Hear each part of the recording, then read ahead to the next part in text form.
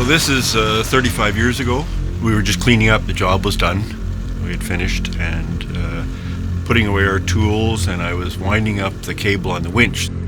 So I was just guiding the cable, my hand quite close to the winch, and my glove got caught on one of those little frayed wires and got pulled into the winch. And it felt as if someone put their foot on my chest and pushed me backwards. And all of a sudden, I'm lying on the ground, and my arm has been pulled right off, and it's still on the machine.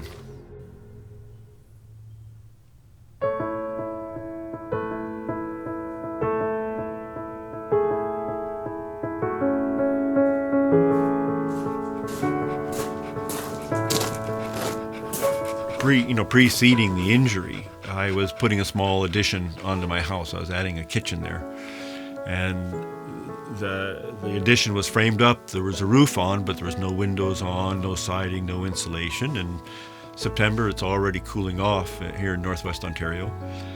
That first weekend, there was like 12 or 15 people out here working on my house while I lay in my hospital bed. Putting in windows, putting on a door, putting in insulation, getting the place ready so that when I returned home, I would have something that was, somewhat comfortable or at least, keep the weather out.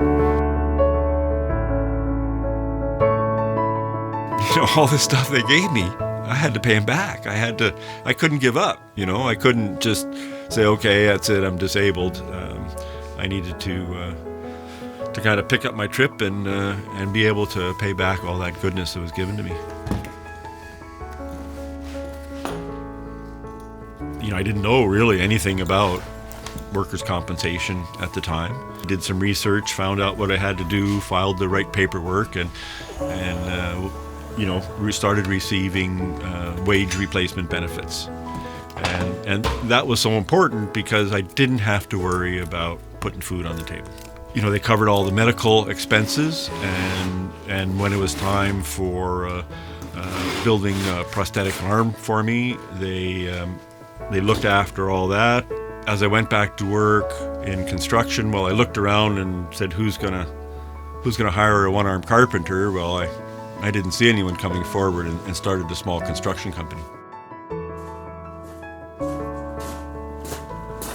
I think it's made a number of differences. First of all, the compensation in combination with his ability to live fairly simply and his rural life, which allows you to live perhaps less expensively than, say, an urban life, has meant a lot for us. And one main example of that would be, he's able to give significant help when myself and my brothers were going through school.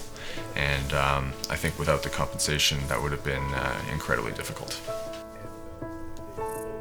It's a system that gave a man the ability to work, to have a family, and to contribute to society.